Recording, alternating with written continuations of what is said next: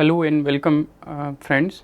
Today we will start with a new thinker, Rousseau, and on Rousseau we are going to have two lectures. So in the first lecture today we will focus on his life, his major contributions and important treatises, and in the second part we will focus on his views on human nature, state of nature through his text like discourses on inequality and social contract. And in the second and concluding lecture on Rousseau, we will particularly focus on his idea of general will, and then we will look at the critical engagement with the works of Rousseau and how his work was interpreted by different thinkers in different century. So, the image of Rousseau in 18th century was different from 19th and 20th century. So, that we will discuss in the second or concluding lecture on Rousseau, before we also look at the overall contribution of social contract tradition in the history of Western political thought. If you look at Jean-Jacques Rousseau, he was like Hobbes and Locke, part of a tradition which we call social contract tradition, that is basically based on the idea that human beings on their own will voluntarily come into contract with others and constitute a community, a political community, and the legitimacy of that community is based on this idea that human beings themselves voluntarily through contract with the equal member agreed to be part of that political community, and that agreement or that contract then compels the individual to have obligation to the laws of that community or the order of that sovereign, as in Hobbes. So, Rousseau is like Hobbes and Locke, part of this social contract tradition in Western political thought, but he was also someone who was ruthlessly critical of some of the modern ideas or enlightenment projects and believe in human reason, rationality, science and so on. So, he was a social contract tradition thinker, but he was also someone who was ruthlessly critical of modern civilization and human beliefs in reason and rationality as a way forward for humanity. He was a theorist of popular sovereignty, that means the ultimate power and authority rests with the people themselves, not in their representative, whether in the parliament or the executive organ of the state, but the real authority, real power should reside with the people, and he was the theorist of popular sovereignty in that sense, who admired the republic form of government in which each adult would directly and actively participate in legislating or governing the political community.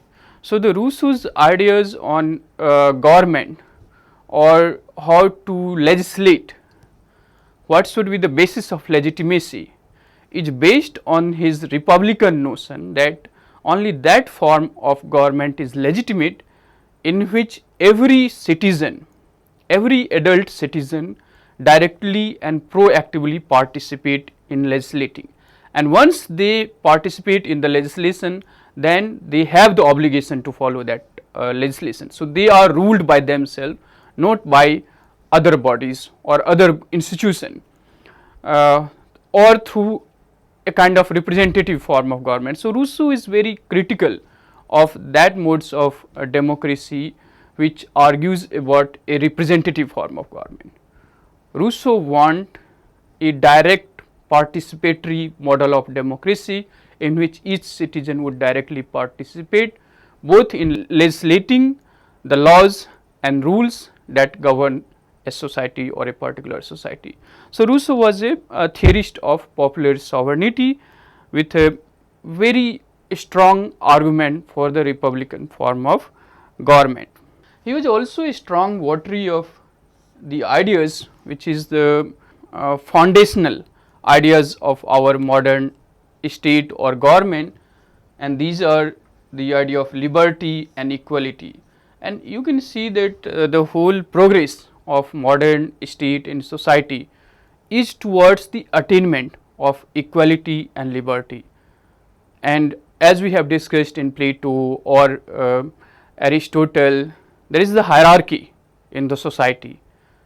What is different from the classical or the medieval notion of thinking is that in modern times the central idea or the primary ambition of human beings or the communities, whether it is the nation state, is to achieve equality among all its members.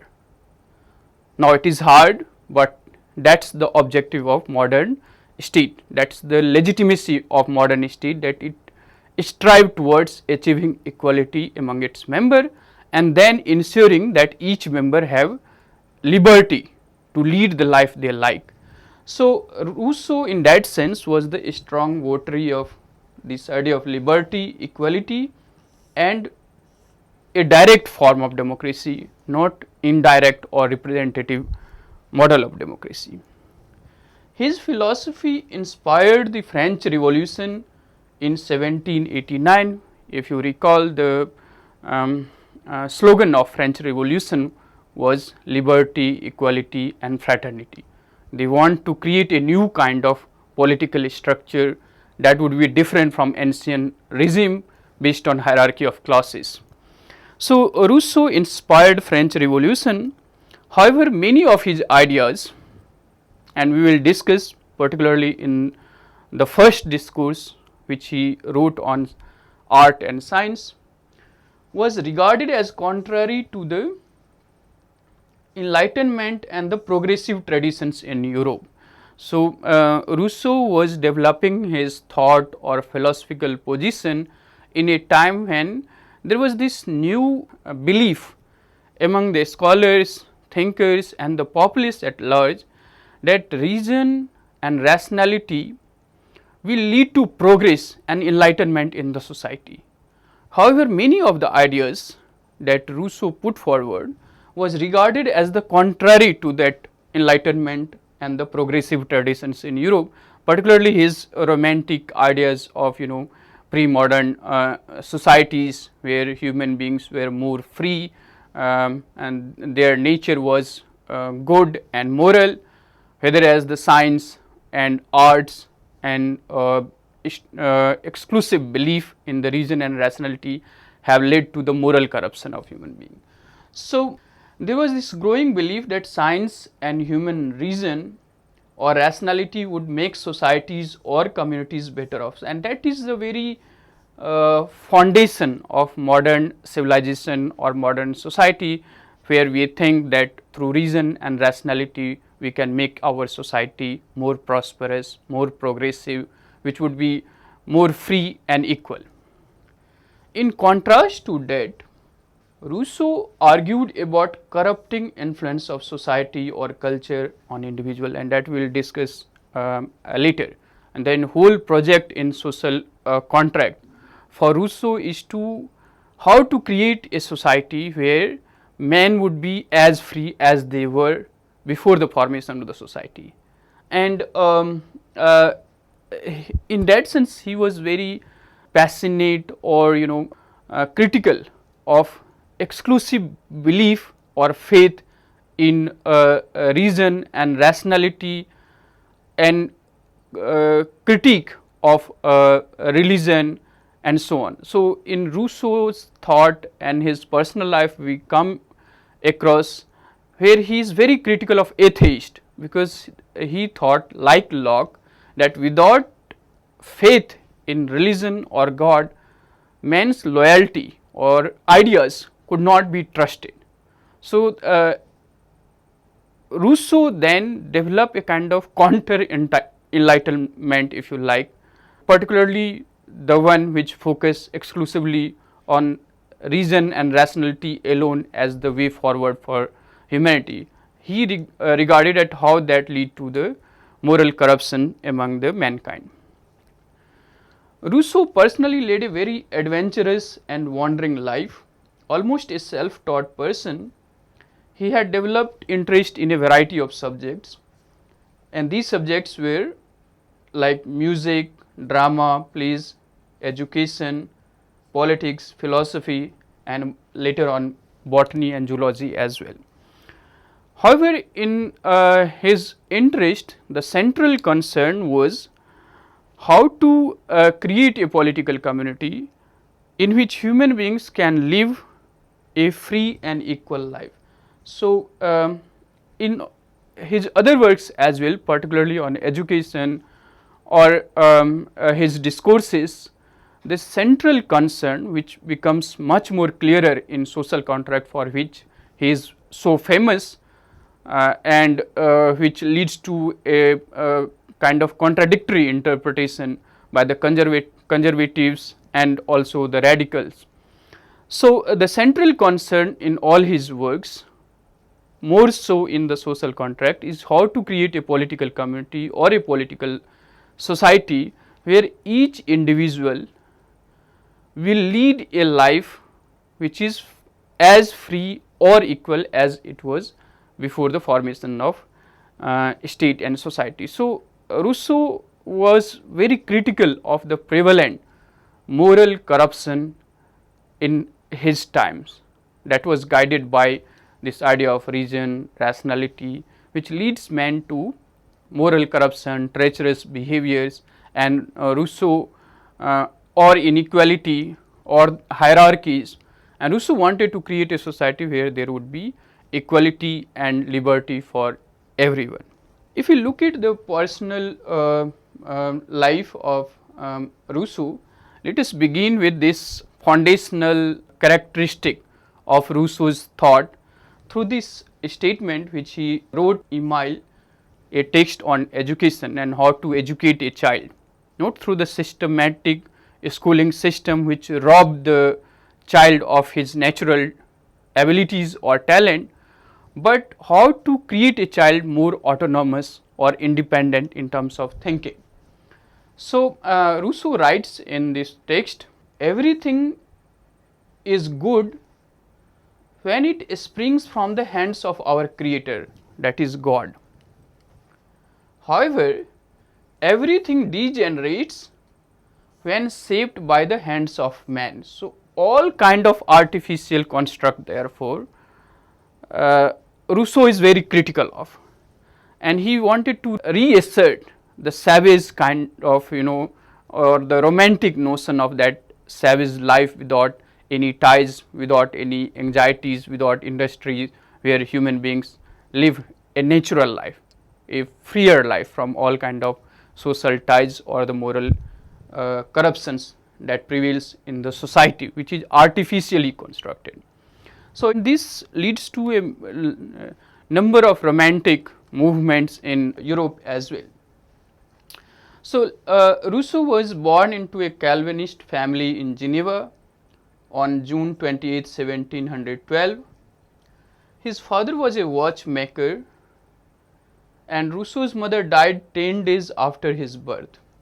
So, initially he lived in the care of his father, Isaac Rousseau, who introduced him to many Greek and Roman works and their republican traditions, particularly through the Plutarch's lives of the Roman emperors.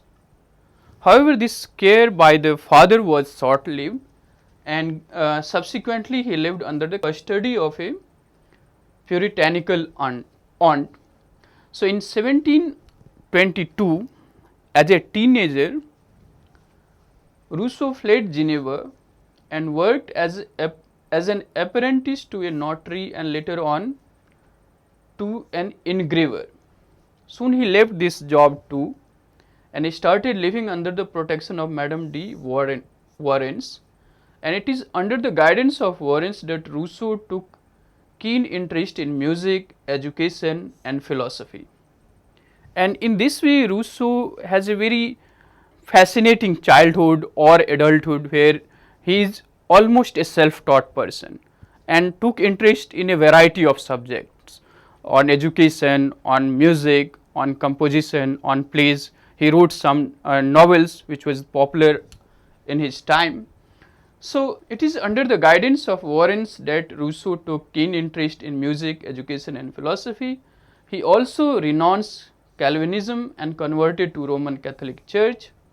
However, he took great pride in his citizenship of Republican Geneva because it is a small polity which operates on the Republican principle.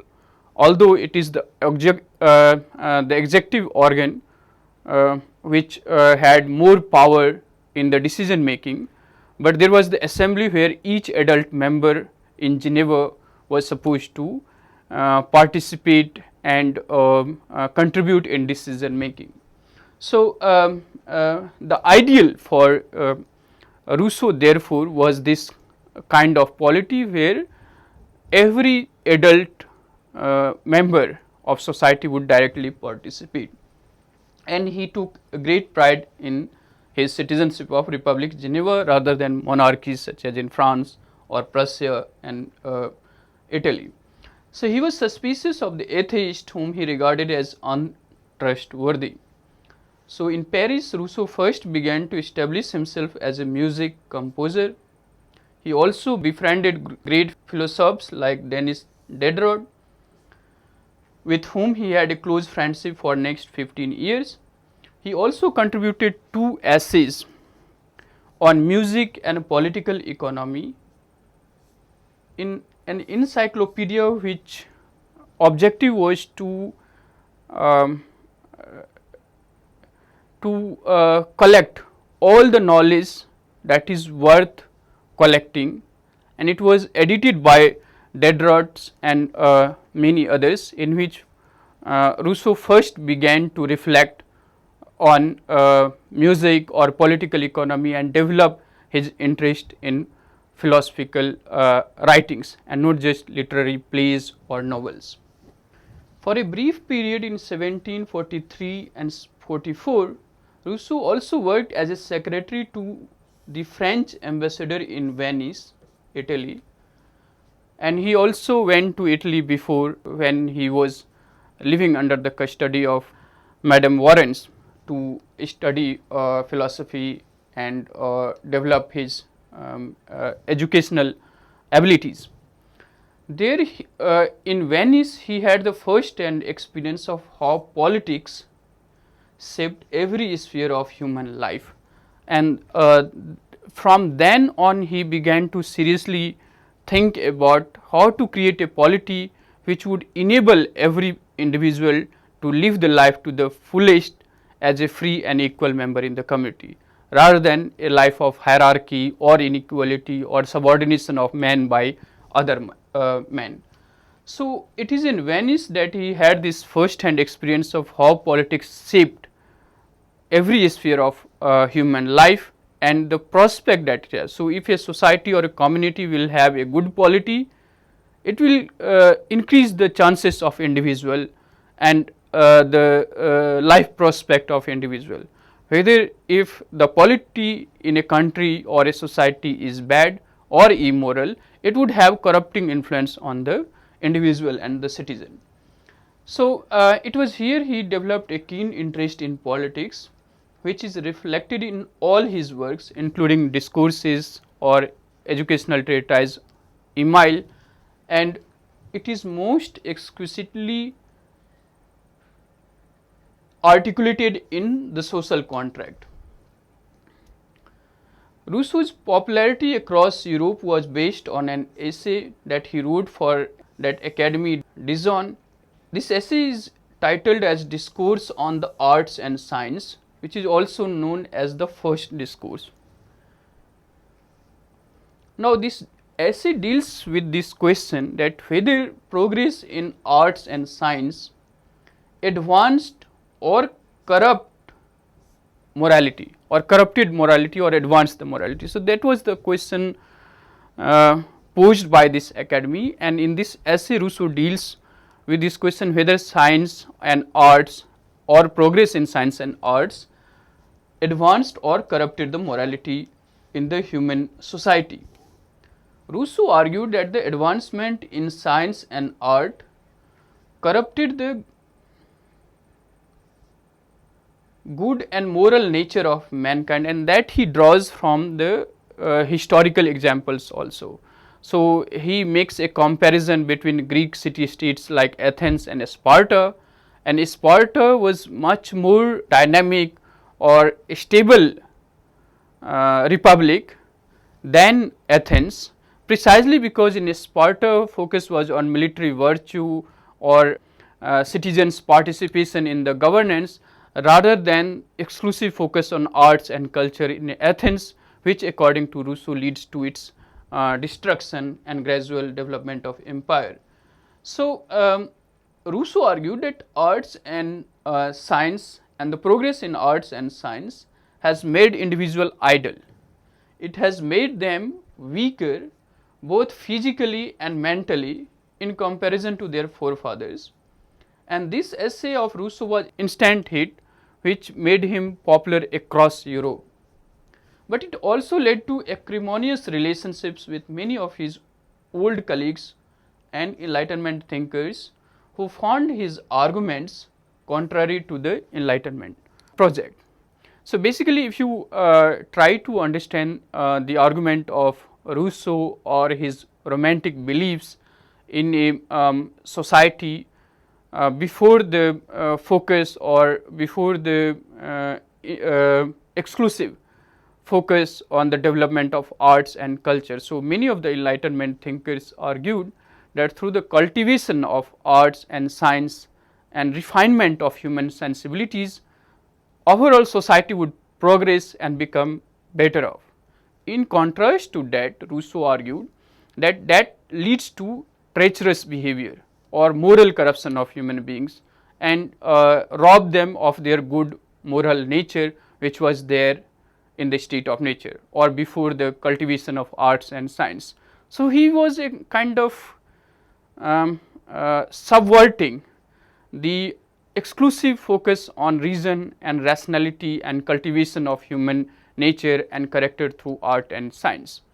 This was very problematic for many Enlightenment thinkers who argued that Rousseau believed in a culture or a society where the ignorance or lack of arts and science or the knowledge of art and science lead to a kind of tyrannical regime or the absolutist monarchies.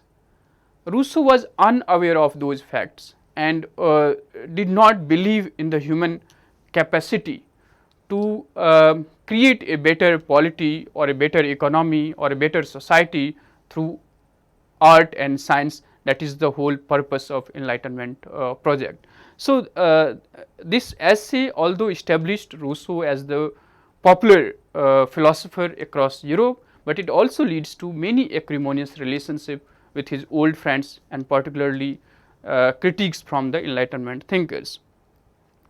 Rousseau gradually developed a distaste for the city life and retreated into the countryside, and in the 1750s over the decades he produced his masterpieces such as Second Discourse, which is titled as Discourse on the Origins of Inequality Among Men 1755, Emile 1762 is a treatise on education, and Social Contracts 1762.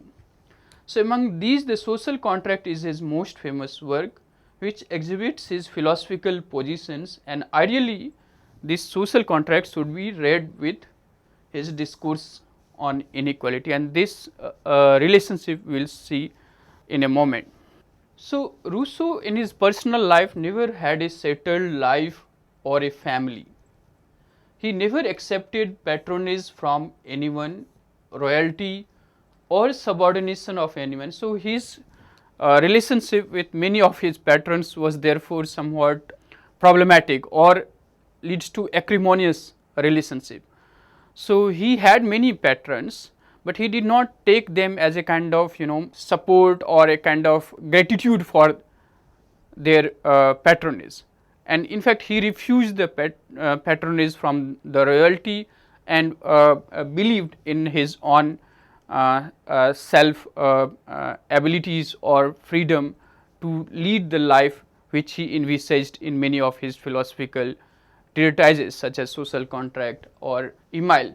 So, he lived mostly a vagabond life, free from the ties of family or community, and he also abandoned his 5 children he had by his long-time lover and later wife Therese to the cruel and uncertain fate of public orphanage home, and that leads to many criticism of Rousseau about his responsibility towards his own family or towards his own children. Emile and Social Contract were immediately condemned, banned and publicly burned both in Paris and his native place Geneva. And from there Rousseau began to lead a more wanderer life, moving from place to place and city to city before settling in the countryside in France. So, these two work of Rousseau, Social Contract and Emile, was offensive to both the royalty or the class based hierarchy that existed in France or in many other monarchies, and also the religious orthodoxy. So, Rousseau accused Christian religion of creating a man who believe in the otherworldly and therefore do not participate in creating life better in this world or becoming a good citizen of the republic. So, he was offensive towards the monarchy because of his focus on the popular sovereignty, that means the power and the authority should reside with the people, and people are the basis for the legitimacy of any rule when they directly participate in its legislation or in its governing.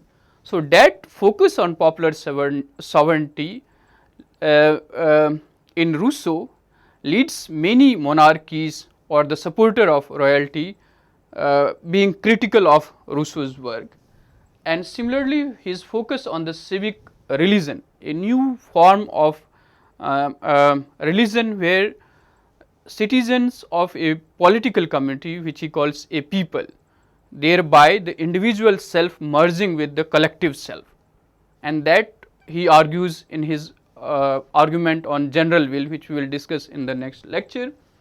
So, these two ideas of popular sovereignty and civic religion led royalty and also religious orthodoxy becoming fiercely opposed and critical to Rousseau's thought and argument, and that leads to the condemnation of his work, public burning and immediate ban of its publication. So, facing persecution, so there was a threat to his life or arrest. So, facing that threat he fled Paris and spent a year in England on the invitation of other philosopher David Hume, is the Scottish philosopher who wrote on the how experience help us in developing the knowledge about the society and so on. He is an empiricist in that sense. So, facing persecution he fled Paris and spent a year in England on the invitation of David Hume, where also Rousseau has a tendency of being suspicious to his colleagues, and he had many love and hate kind of relationship with his former colleagues, and particularly Voltaire and also his long term associate Diderot becomes critical of Rousseau's position or the philosophical arguments. So, in England also Rousseau felt that David Hume is part of the international league which would malign his contribution or his philosophy, which leads to condemnation, banning and burning. He finally therefore returned to France in 1767 with a kind of tacit understanding that he would not participate further in writing the radical treatises or arguments which would be inimical to the existing political structure. So, he finally returned to France in 1767 and settled outside Paris in the countryside, where he died in 1778. And there is a speculation he committed suicide, but there is also argument that he died peacefully. So, we are not sure, but the larger argument about his death is he died peacefully based on the testimony of his wife and long term associate. So, what is sure is that Rousseau's life, or particularly the last years of his life, was very unhappy and solitary. However, 10 years after his death, during the French Revolution in 1789, Rousseau becomes a kind of hero, and his works, particularly Social Contract, becomes instant hit because of its focus on the popular sovereignty and civic religion, and that shapes the politics in France after this revolution. So, 10 years after his death, during the French Revolution in 1789, Rousseau's ideas became the guiding spirit of revolutionary. So, Jacobeans and many others draws their lessons from the writings of Rousseau, and it becomes, this text was widely read across the Europe and influenced many thinkers including Marx, Kant, which we will do later in this course.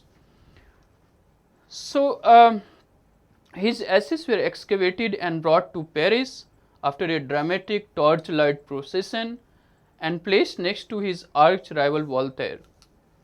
His other important works were mostly autobiographical. One is Confessions, which is widely read, that is published posthumously in two parts in 1782 and 1789. And in 1776, he wrote another text which is titled as Rousseau, Judge of Jean-Jacques. So, he also wrote in the same year another text called Reveries of the Solitary Walker, where Rousseau present 10 talks that he had with himself, and in most of the these texts, his autobiographical text such as Confessions and the Rousseau Judge of the Jean-Jacques and Reveries of the Solitary Walker, he tries to defend his philosophical positions. So, unhappy with his life and many of the decisions that he took, and if you want to know more about it, you should read his work Confessions. So, unhappy with his life and the banning of his treatises, these autobiographical works of Rousseau was written to defend his ideas and philosophical position exhibited in Discourses, Emile and the Social Contract. So, these texts remain widely read even today, and it influenced many other political thinkers or philosophers such as Kant and Karl Marx. Now, we will focus particularly on this text Social Contract and the formation of body politics. So, that is the major text which we are going to focus, but of course, when we discuss about his views on human nature and state of nature and why there is a need to create a new form of political community or a political society, we need to engage with his discourses also. So, the philosophical position that he took in the first discourse, where he argued that the development or the progress in art and science have correcting influence on the individual, is the guiding spirit in a sense, but it was further developed in the second discourse on the origin of inequality among men and fully articulated in a much more comprehensive and systematic manner in the Social Contract, for which he is so famous. The Social Contract begins with this famous statement that man was born free and is everywhere in chains. So, naturally for Rousseau, man was free from all ties, from all kind of industries, for all kind of attachments. Only in the society their freedom is curtailed and tied to many chains due to family, due to social expectations. All these have corrupting influence on the inherent good and moral nature of man. So, this text social contract begins with this statement, and then he tries to unravel the process through which one can create a political community which would again make it possible for man to live as free as they were before being put in chains by the society or community. So, the central concern or the primary objective of Rousseau in the social contract was to find a form of association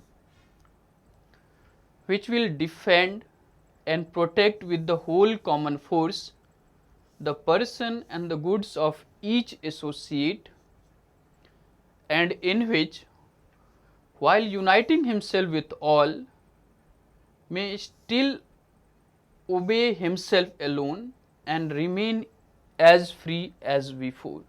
So, that is the whole purpose or objective of writing the social contract, to argue that how in the state of nature human beings were free from all kind of ties, but the real or genuine freedom one can experience only in the society.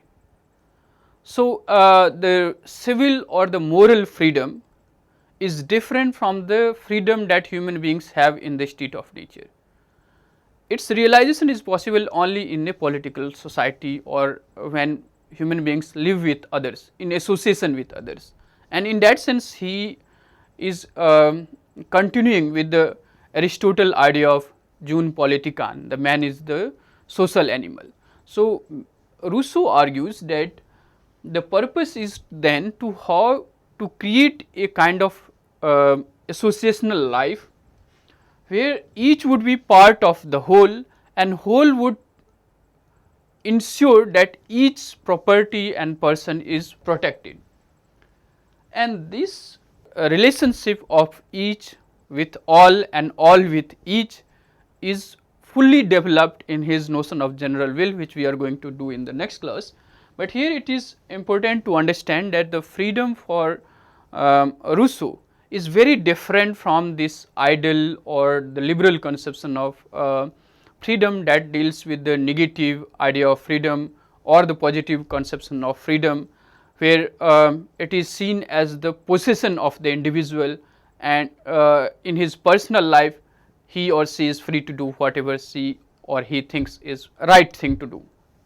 For Rousseau, the freedom can be experienced in association with others, in living the associational life in the community, where the self merge with the larger self or the collective self of the community, and thereby the collective self will protect the individual self, and individual self would collect and live for the protection of the collective self. And that kind of direct patriotic intimate relationship with the self and the community he imagined in this social contract, which would make it possible for individual to live the life as free as they enjoyed before the society or the before the corrupting influence of the society made their nature worse and corrupt. So, in Rousseau what we have then is a kind of very controversial ideas on freedom, where he argues to the extent that human beings can be forced to be free. Human beings may not know what is freedom, and therefore, it is the obligation of the society or community to force the individual to be free, and that we will discuss how it led to a kind of totalitarian thinking in the 20th century and many critique of Rousseau's general will. So, basically his idea of freedom is based on this self living with or living in association with the collective self. Thus, the social contract begins with a proposition as to how men could live as freely and equally in society as they are born in the state of nature. So, man was born free, but only in the societies he is everywhere in chains. So, the purpose is then how to create a political structure which would allow the man to live as freely and as equally as they lead in the state of nature. So, Rousseau's ideas on human nature could be traced to his discourses, the first and more importantly the second discourses. In the first discourse on arts and science, he argued that our unlettered forebears were brave, honest, politically loyal and public spirited. However, their over-educated descendants are feeble, dishonest, treacherous and selfish, and that is his critique to basically the prevailing societies or behaviors of human beings in the city life, such as in Paris. So, this idea which he articulated in the first discourse, he continued in the second discourse to understand what created the condition of unfreedom. So, in the first discourse he argued that it is the advancement in science and letters which make the human being weak, feeble, immoral and dishonest or treacherous, selfish, whereas their unlettered or uneducated forefathers were public spirited, honest, loyal and so on. In the second discourse, however, the reason for such inequality or moral corruption among the mankind, he considered property or the wealth as the reason for the moral corruption in the society.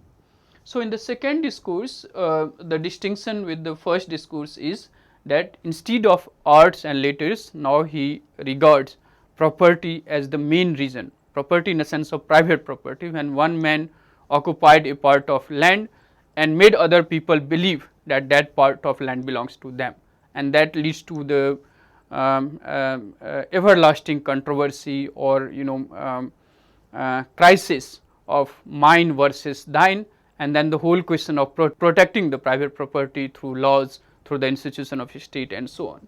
So, this idea however partly shaped the thinking of Karl Marx, which he developed to the next level, which we will discuss when we will discuss Karl Marx. But in the second discourse on inequality, Rousseau argued that how in the society moral corruption is the result of private property or wealth. So, according to Rousseau, early man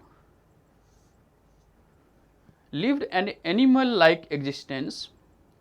He was a solitary creature living on his own abilities, both physical and mental, and his association with others were casual, episodic and need based, such as for hunting and so on. So, association with other men was very limited, need based and episodic. It was not permanent as in the family or as in the society or community. So, they had no family, no fixed abode and no community. In this state, man, according to Rousseau, had two natural sentiments. One is self-love or amour de soi and pity or compassion. So, these two sentiments governs human behaviors in the early stage or in the state of nature, so to say, where first emotions that governs their behavior was their self preservation and care for self, and then they also have the pity and compassion for others.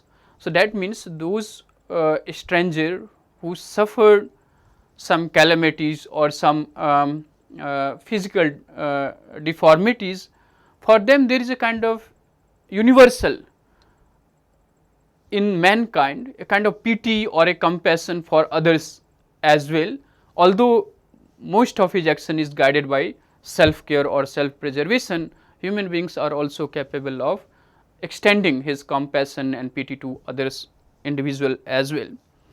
So, human beings in the early stage or state of nature lived their life freely without ties and industries where there is no speech, no language and so on, and life was more carefree according to the will of nature. His views are very different from the Hobbesian state of nature, and if you recall, the Hobbesian state of nature is constantly at war of each against all. It is a state of permanent war or fear, which is nasty, brutish and short, which cannot allow any kind of industry, prosperity or a civilized life. In contrast to that kind of Hobbesian human nature, which according to Rousseau was based on this bourgeois urban life of London or Paris. So, there is a kind of C.B. Macpherson critique to these social contract traditions, characterization of human nature or state of nature.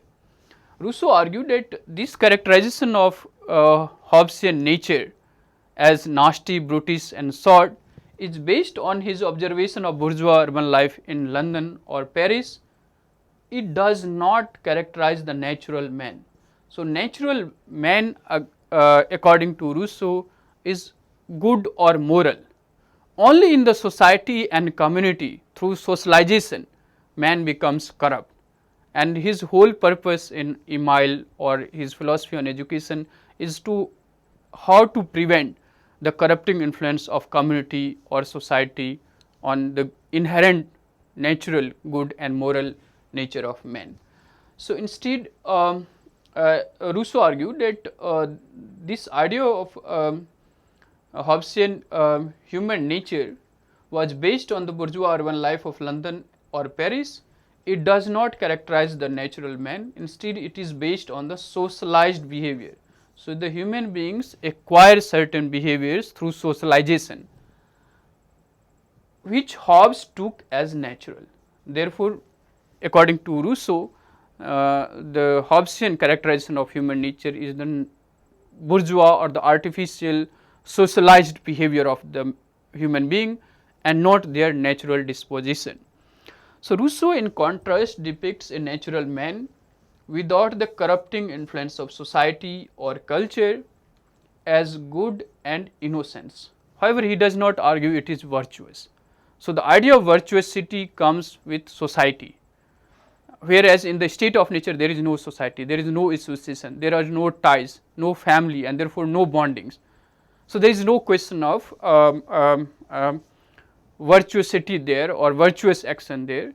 However, the human nature in the state of nature is inherently good and moral. He lives according to his own abilities, according to his own passion, but he does not want to do harms to others, do not want to enslave other, as we see in the civilized society, and civilized is within quote according to Rousseau's understanding of civilization and society, which actually corrupts the inherently good and moral nature of man.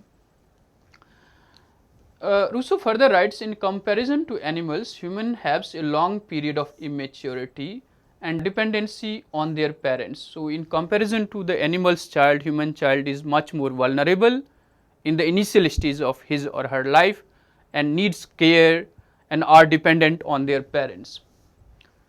However, because of free will and capacity of self improvement, which Rousseau called perfectibility, human beings have transformed the conditions of their existence, and that is the development in arts, science and so on. So, in comparison to animals, what distinguishes human being is their capacity to transform themselves, their will or their free will or the question of choice.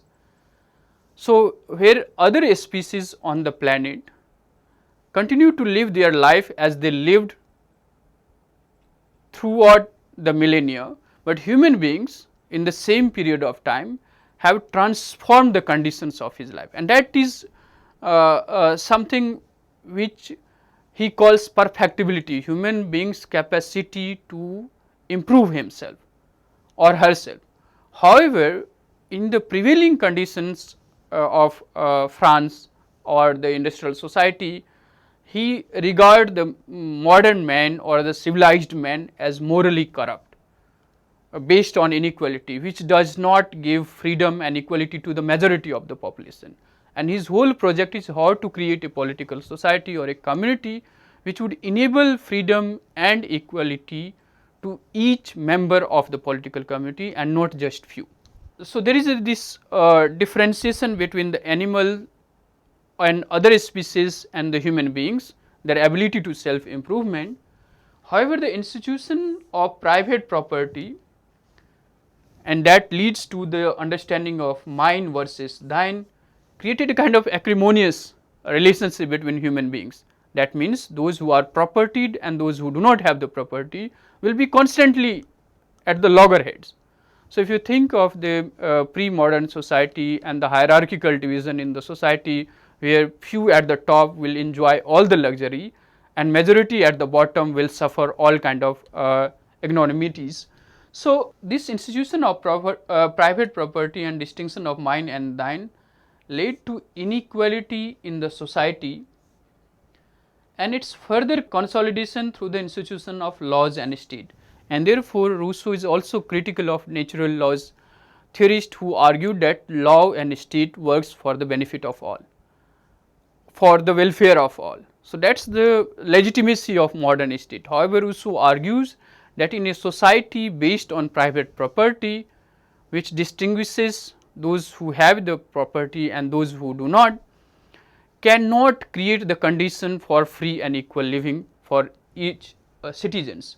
So, it laws and state and its institution then works only for few. However, it gives the illusion of the welfare of all, and this idea is developed by Karl Marx later, however, in a much more radical sense. So, these institutions, although it gives the illusion of working in the interest of all, actually further and protects the interest of few in the society. And Rousseau argued that a society cannot be free when one person has the means and resources to buy the majority in that society through economic means or resources.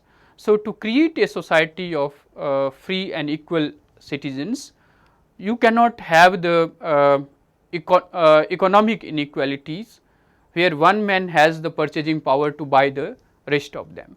That society cannot be free or equal or just.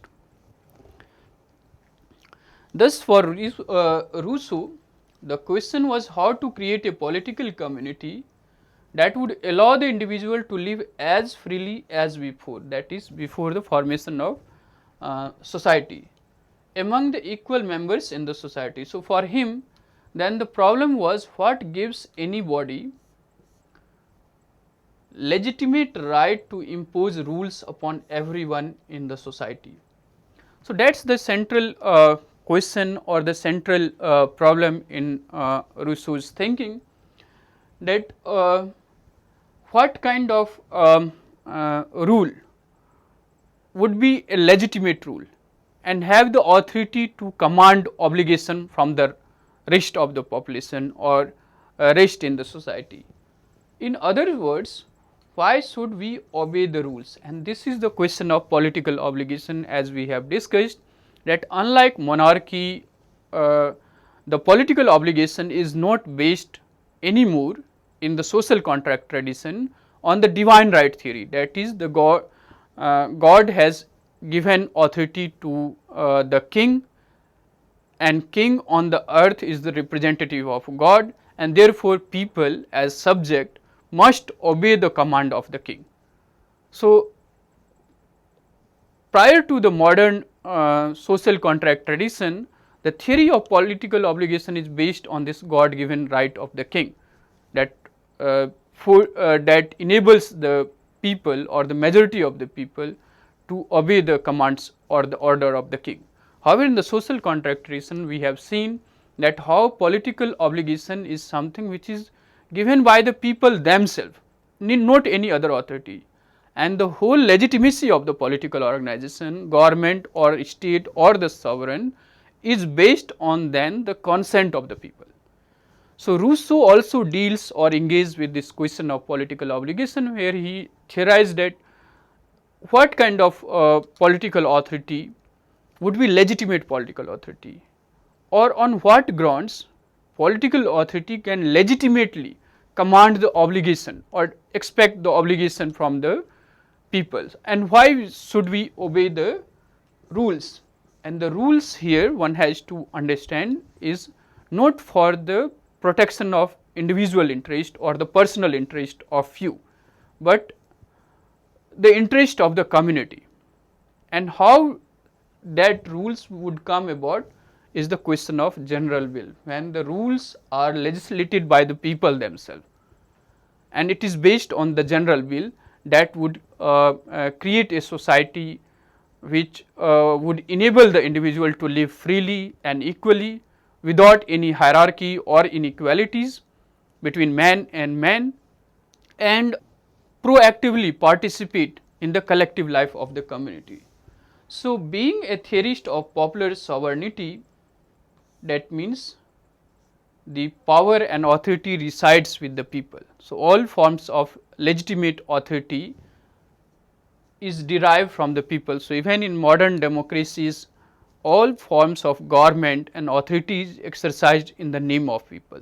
So, if you look at the constitution of modern democracy, it begins with a preamble which says, we the people of India, or we the people of USA or any other nation states. So, being a theorist of popular sovereignty and a republican form of direct democracy. So, democracy according to Rousseau is not legitimate or does not create the condition of freedom when it is governed by the representative of people in some form of indirect manner. There they do not exercise freedom in true sense. Freedom is realized and exercised when individuals themselves participate directly in the decision making or in the legislating in the community.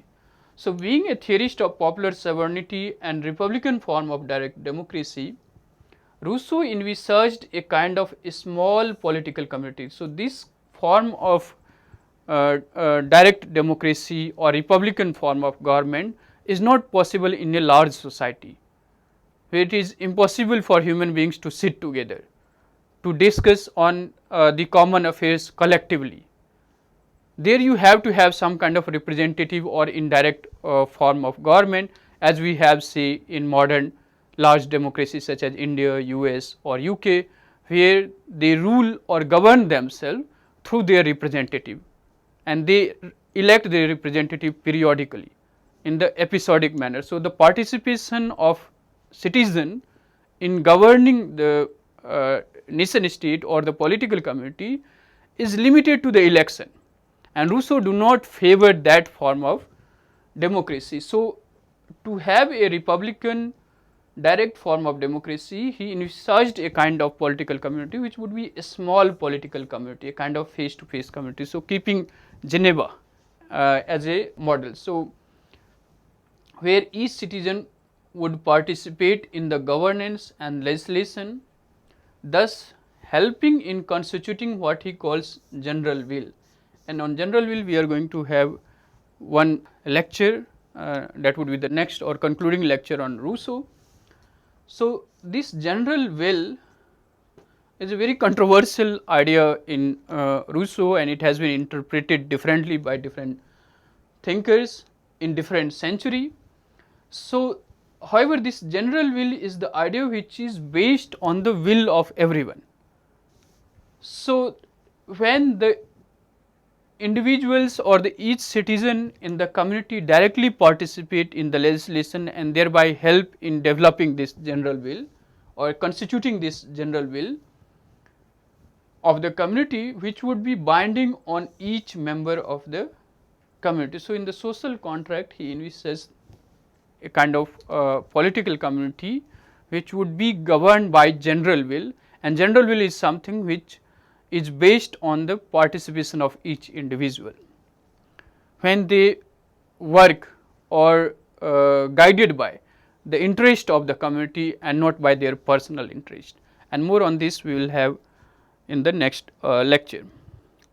So, Rousseau outlines how an individual could live the life of liberty and equality in the political community under the same law which they themselves have legislated.